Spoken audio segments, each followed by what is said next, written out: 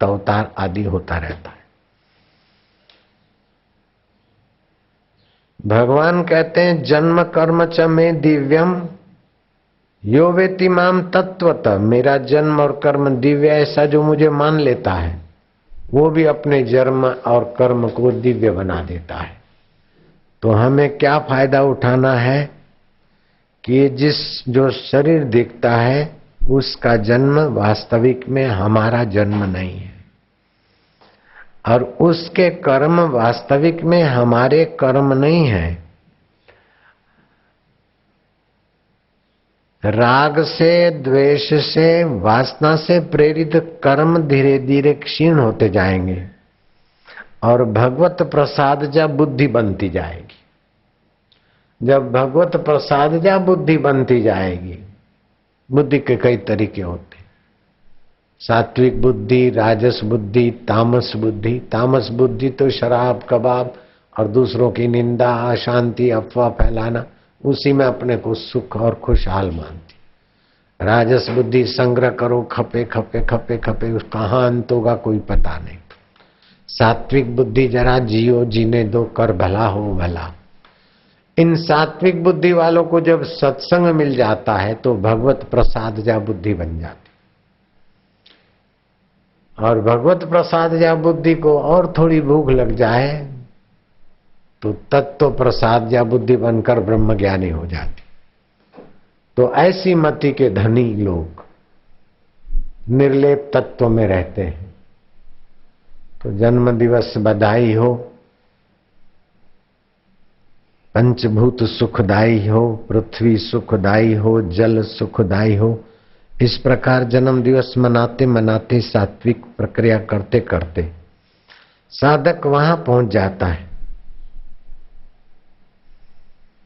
जहां भगवान कहते हैं ददामि बुद्धि योगम।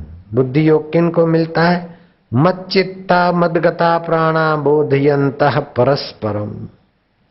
मेरे में चित्त लगाते और मेरे में ही प्राण लगाते और मेरा ही चर्चा करते, उनके बुद्धि में मैं अपना योग देता हूं।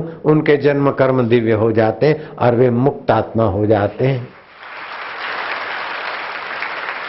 बिगड़ी जन्म अनेक की सुधरे अब और आजू, इसमें शबरी भीलन जैसी छोटी व्यक्तित्व वाली बाई हो, चाहे मदालसा जैसी महान बुद्धिमान रानी हो, धन्ना जाट अथवा रहीदास चमार हो, चाहे राजा जनक अथवा सम्राट अश्वपति अथवा भगवान के पिताश्री हो, इसमें कोई फर्क नहीं पड़ता कि आप छोटी जगह पर हो कि बड़ी जगह पे। मच्चित्ता मदगदा प्राण बोधयन्त्य परस्पर। आप चित्त मुझ में लगाओ। जहां से आपका मैं निकलता है वो मैं अगर देह में रहता है तो आप जीवात्मा, छोटे आत्मा, शूद्र माना छोटी छोटी चीजों में जीने वाला, शूद्र छोटी छोटी चीजों में जीने वाला आत्मा। लेकिन इन छोटे छोटे चीजों में जीने पर भी आप सुबह शाम दोपहर बीच में उस महान तत्व में गोता मारा करें तो आप महान आत्मा बन जाएंगे। यही पुरुषार्थ है मनुष्य जीवन का। नाक शूद्र है, नाक के द्वारा मजा लिया। मूत्र इंद्री शूद्र है, उसके साथ जुड़कर मजा लिया। श्रवण इंद्री शूद्र है, उसके साथ जुड़कर वाहवाही का मजा लिया। त्वचा इंद्री शूद्र है, उसके साथ जुड़कर मजा लिया। वो तो कुत्ता भी जानता है, कुत्ता कुत्तियों का जो आपस में संभोग का सुख मिलता है, दूसरे व्यक्तियों को भी इन शूद्र इंद्रियों से वैसा ही मिलता है।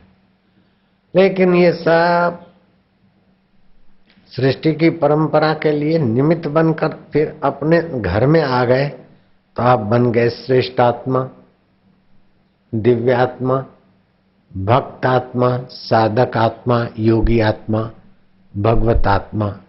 जैसी जैसी इसमें भी आपकी रुचि और प्रगति।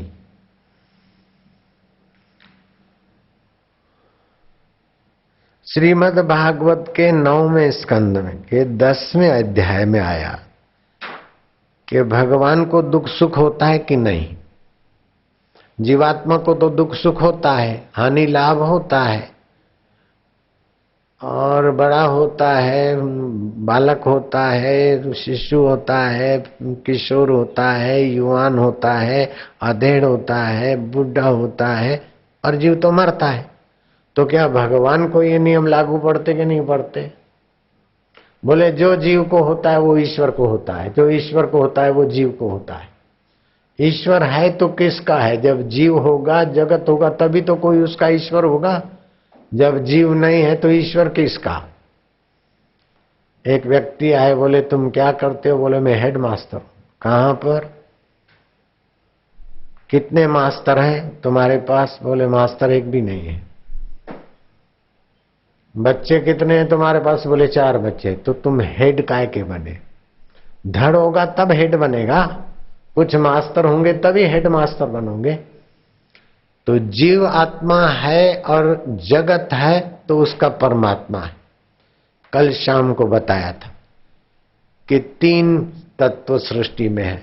एक तो जगत बनाने वाली प्रकृति, दूसरा जगत को सत्ता स्फूर्ति देने वाला परमात्मा, और तीसरा ये जीवात्मा, सुख दुख का भोक्ता और कर्म के करने वाला और स्वर्ग नरक जाने वाला।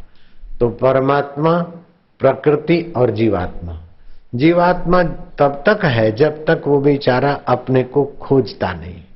अगर अपने को खोजे तो जीवात्मा का पोल खुल जाता है और परमात्मा में मिल जाता है। इसीलिए रमण महर्षि कहा करते थे कि अपने को खोजो। मन नहीं लगता है तो किसका मन नहीं लगता? दुख होता है तो किसको दुख होता है? मैं कौन हूं उसको खोजो। जब आप अपने मैं को खोजोगे ना तो बिल्कुल अपना मैं ढकोसला निकलेगा। आंखों ने देखा, बोले मैं देख रहा हूं। मन ने सोचा, बोले मैंने सोचा है। बुद्धि ने निर्णय किया, बोले मेरा निर्णय है। सुखाकार दुखाकार वृत्ति पैदा हुई, बोले मैं सुखी हूं, मैं दुखी हूं। पापाकार पुण्याकार भाव पैदा हुआ, बोले मैं पापी हूं, मैं पुण्यात्मा हूं। जैसे केले के पात पात में पात, प्याज के पात पात में पात, ऐसे ही इस अहम में भी पात पात में पात होकर मैं बन गया है। अगर इस मैं को खोजोगे, आप काले हो कि गोरे? बोले कभी काला हूं कभी गोरा हूं। आप मोटे हो के दुबले? बोले गर्मियों में दुबला और सर्दियों में मोटा। तो फैट के साथ अपने को जोड़ दिया, रंग के, चमड़े के रंग के साथ जोड़ दिया। आप धनी है कि निर्धन? तो तिजोरी के साथ जोड़ दिया। तो आपका जो मैं है बिल्कुल ढपोल ढकोसला है और वही दुख भाग पा रहा है। उसके दुखों का अंत जब तक अपने इस झूठे मैं को आपने नहीं मिटाया तब तक दुखों का अंत नहीं होता। धन कितना भी आ जाए दुख का अंत नहीं होगा, सत्ता कितनी भी आ जाए दुख का अंत नहीं होगा, सौंदर्य कितना भी आ जाए दुख का अंत नहीं होगा, दुनिया का ज्ञान कितना भी आ जाए दुख का अंत नहीं होगा। लेकिन अपने मैं का ज्ञान आ जाए अथवा ईश्वर की मैं का ज्ञान आ जाए, दुख टिकेगा नहीं और सुख मिटेगा नहीं। कभी न छूटे पिंड दुखों से जिसे ब्रह्म का ज्ञान नहीं। तो इस संतों का जो जन्म दिवस मनाते या अवतरण दिवस मनाते, इससे भी हमको समाज को ही फायदा है। भगवान की जयंतियां मनाते तो हमको ही फायदा है, रामनवमी मनाते तो हमको ही फायदा है, कृष्ण जन्माष्टमी मनाते तो हमको ही फायदा है। ऐसे ही संत महापुरुषों का जन्म आदि जयंती मनाते तो हमारी आध्यात्मिक उन्नति, सामाजिक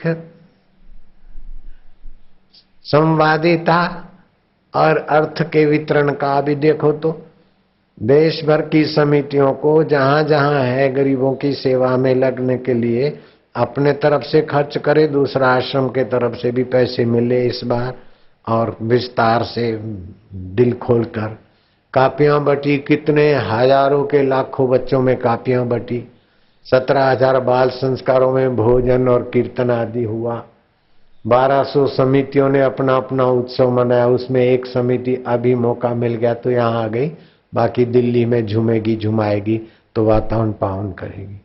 तो ये जो भी भगवान के निकट जाने की, जो भी दुखों से छूटने की व्यवस्था है, वो शास्त्रीय ढंग से ऐसे पर्वों के, उत्सवों के, अवतारों के निमित्त होती है। कूर्म अवतार